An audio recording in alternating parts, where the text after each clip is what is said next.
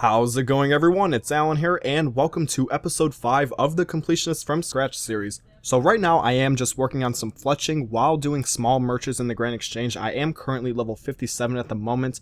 I'm in the process of making 5,000 maple longbows, which will make me roughly 600k or so GP, and pretty much how I leveled my fletching, I made the best bow that I could all the way up to 55, so I started as low as oak shortbows, longbows, then willow, basically worked my way up until level 55. And I know that it's very inefficient to level up fletching through bows, but since I do not have millions of GP to train the skill with darts or just bolts, and the fact that fletching can make me profit, this is probably the way I'll do it until level 99. I could stop at around, say, level 85 or so, and then just make darts the rest of the way. I'll see about it, I'll decide what's best. I mean, fletching 55 to 99 can make around 13 million or so GP. It is a nice chunk of cash, but it can be leveled up very quickly with darts or bolts. Anyways, my goal for today's video is to reach Proselyte gear, and to do this, I will need to complete the Slug Menace quest. There are a few requirements for it. I need to do the Wanted quest, 30 Rune Crafting, 30 Slayer. I also need to do Lost Tribe, and there's quests before that one as well, like Goblin Diplomacy, for example. There's basically just a bunch of quests that I will have to complete before this one. And Proselyte gear is very, very helpful to have. Once I start doing Nightmare Zone before Guthan's gear, I can use it. Or I can even use it while I train Slayer, and I can just leave my prayer on, or if I just decide to pray flick, I don't know. I get a ton of prayer bonus from the Proselyte gear. I think it's like plus 21 for the whole set, so it is very helpful to have. And I will also be completing quests anyways, which will slowly work me towards Quest Cape, which is nice. So to get Proselyte gear, I must do Slug Menace and all of its requirements, so let's go ahead and start that. Alrighty, I am just about to wrap up the Wanted quest, and this was honestly a pretty easy quest. There was one part in particular that I did get lost on when I was looking after that soulless guy. There was one spot where I was supposed to search for him, but instead I went to some other spot and then had to retrace my steps all the way to the first spot. It was really confusing to me, but then I looked back at the quest guide and then I was able to figure it out right away. So this quest gives 5k Slayer XP, which is pretty nice, so if you're looking for some early Slayer XP, I would definitely recommend this quest. 5,000 is very significant at low levels. It's very nice to have. And I did get a little bit of questing done before this one as well, obviously. I completed Black Knight's Fortress, Recruitment Drive, Rune Mysteries, Goblin Diplomacy, Lost Tribe. There was a lot of quests that I completed, so I'm currently at 64 quest points at the moment. These are my current stats. I did reach level 9 Rune Crafting by doing the Abyss mini quest, which is really nice to do at a low level. Nice way to skip some Rune Crafting levels. And what I'm going to do right now is the Eyes of Glofrey quest. This will give some awesome Rune Crafting XP. Remember, I do need level 30 for the Slug Menace, and there's no way I'm going to train 9 to 30 at, well, I guess would be, what, Air Runes and then Fire Runes starting at 14.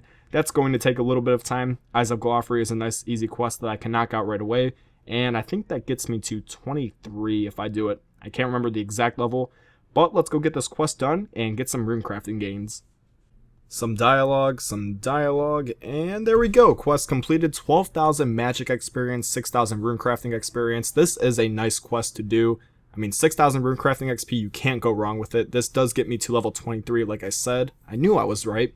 And with this completed, I just now need level 30 rune crafting, and to do that, I'm going to head over to the fire altar, and I'm basically going to make fire runes until 30. I could do body runes, or heck, I could even try lava runes, but fire runes I think will be the way to go. I'm not sure how long it's going to take me to hit level 30, maybe under an hour or so, I'm not too sure. But it's the only requirement left. I need to do Slug Menace, so let's go ahead and knock that out.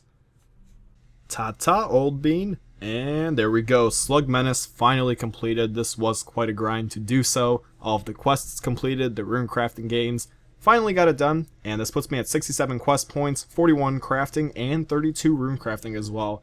So now what I'm going to do is test out Nightmare Zone with my current stats. I know I'm not going to get a lot of XP per hour since my melee stats are pretty low. I mean, 50 attack, 53 strength, 48 defense. Pretty much I'm just going to use full Proselyte with a Rune Scimitar since I think that's the best thing I can use anyways. But it doesn't hurt to test it out. It's been a long time since I messed around at Nightmare Zone, so I will go ahead and test this out. I will need to unlock some bosses before I do so. And the next quest I am going to complete is Lost City. From doing this quest, I get the Tree Spirit. And then I think that's the only quest I need to have the 5 bosses for Nightmare Zone. So let's go and knock this quest out. So I did complete Lost City, and this is just me testing out Nightmare Zone. I'm essentially just using prayer potions and super potions for the moment. I have my prayer set on protect from melee pretty much this whole time, and my prayer does reduce very, very slowly, which is good because of the full Proselyte with that plus 21 boost. And this is very slow experience per hour. I mean, it's like 20k strength XP an hour. Well, I'm using just strength in this case. So I probably should wait until I have 99 fishing from barbarian fishing, because by then I'll have around 75 strength just from the extra XP from the leaping salmon, trouts, and sturgeons. And I mean, it's okay. I did want to just test this out for some points. I know what's really helpful is getting scrolls of redirection on house teleports. I could redirect them to Polnivneach, Ynail, Brimhaven, just a bunch of them. I could definitely use those. I know I could use the Brimhaven ones for farming runs, Polnivneach to get to the bandits faster for blackjacking, the Ynail one if I want to maybe do some Gilded Altar training. I'm not too sure. They are very helpful. I might try to gain 20 to 30k points every now and again just for some scrolls, because I'll probably use up a lot of them as I progress on this account. I mean, I have 10k points gained at the moment. I've already been here for like 5 or 10 minutes, maybe even longer than that. I forget how long I've been here so far. So I will test this out again in the way future, and I'm pretty much going to hold back on this for now just because it is very slow XP. So, yep, this is just me testing out Nightmare Zone. The sweet corn cooking is finally over. 10,700 of them cooked, and this was roughly like 1.1 or 1.2 million cooking XP, so this is really nice. I'm finally ready to sell them. Last time I checked, I was making about 70 coins or so on each of them. I think I bought them for around 170 to 180 GP. So let's try and sell them, and we only got 4,815 of them sold. I guess it's not too bad. I think since I sold them for 228, just a large portion of them, I was making, let's do some mental math, about like 58 GP each of them, for each of them. So I mean, it's not too bad. Well, what I'm actually going to do, here, let's cancel them. I'll collect this GP. I mean, it's okay that some of them sold because I am getting pretty low on cash at the moment. So with the rest of them, let's just try and buy one. Let's see what it's going for as a high buy offer, and 365. That's honestly insane, really. I mean, like I said, I bought them for 170, so if these all can sell, I'll put them in at 360. If these can all sell, that's going to be a really nice profit. Alrighty, this is going to wrap up today's episode of Completionist from Scratch. Let's first take a look at my stats, just do some recapping. Some pretty interesting gains in today's video. I am 21 herb lore at the moment. This was just some random training, and what I did was clean some herbs just to see if they still make money. I remember doing this a lot on Only Use Grand Exchange. If you guys can remember that, I think I gained about 85 herb lore or so just on that account. That was pretty much just from cleaning herbs. So I was cleaning like some Guams and Marantils, and they made slight profit. I wasn't ready to do hours of herb cleaning just yet, so I did stop at 21 just for now. I'm also 87 theming at the moment, only 9 million experience until level 99, so rest in peace me. Also 65 fletching as well. I did finish my maple longbows, and I made a pretty nice amount of GP from them. I did say earlier in the video that I was going to make around 600k, and that's pretty much how much I made. So I'm at 4 million cash right now, which is very nice.